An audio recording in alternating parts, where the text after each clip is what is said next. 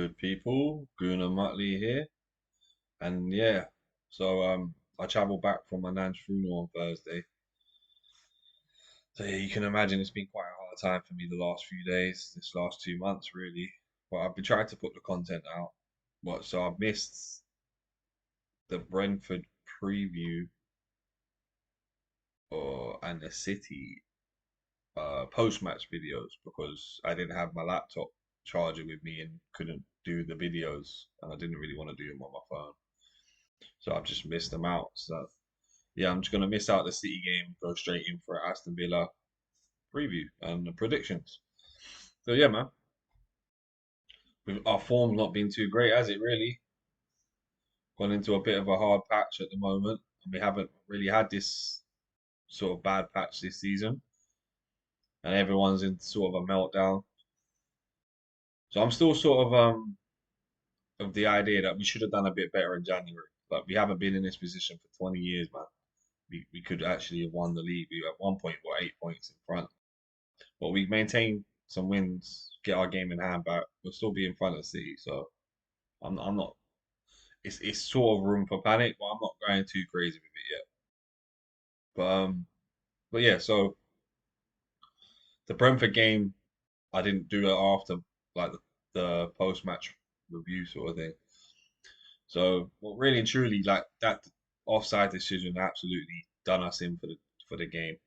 We don't know if Brentford would have scored again or not after that fact if it'd been ruled offside, but that cost us a 2 points valuable there.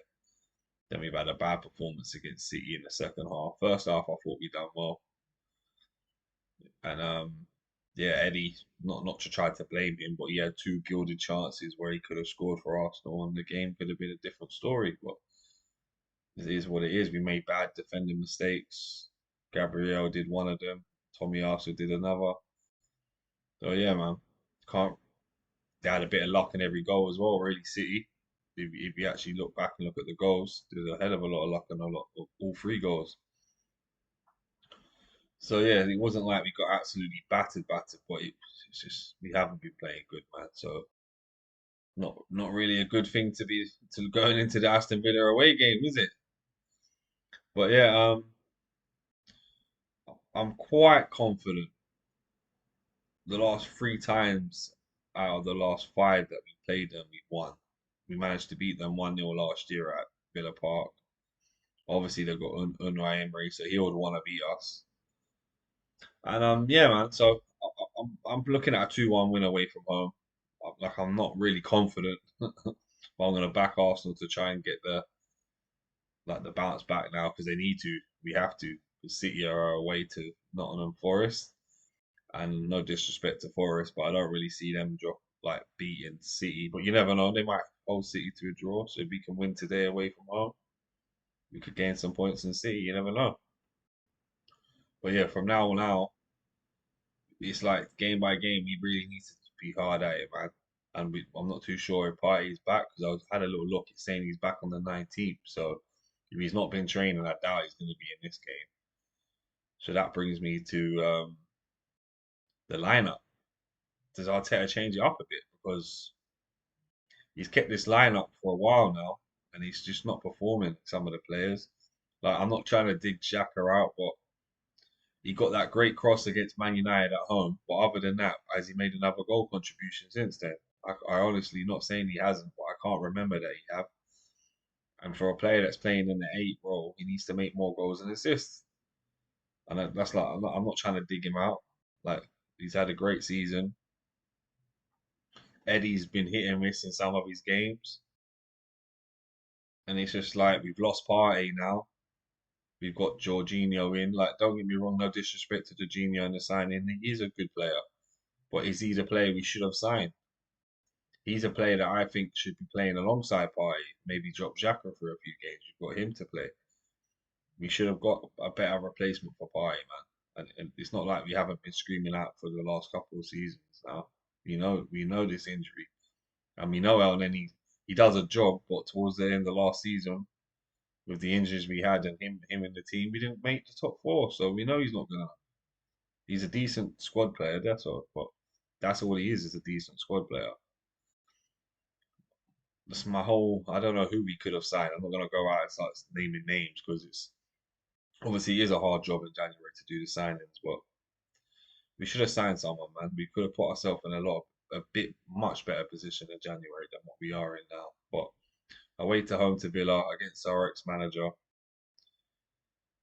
I'm thinking, do we change it up?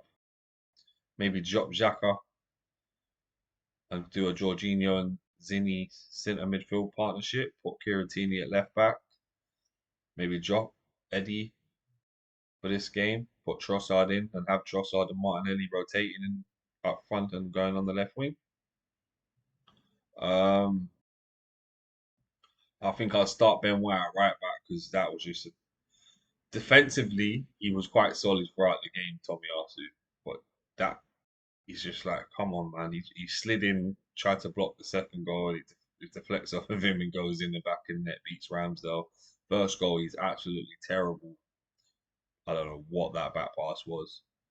Absolutely cost us the game in that one. So I don't know. Do we start Tommy Arsenal now at right back after sort of having a nightmare?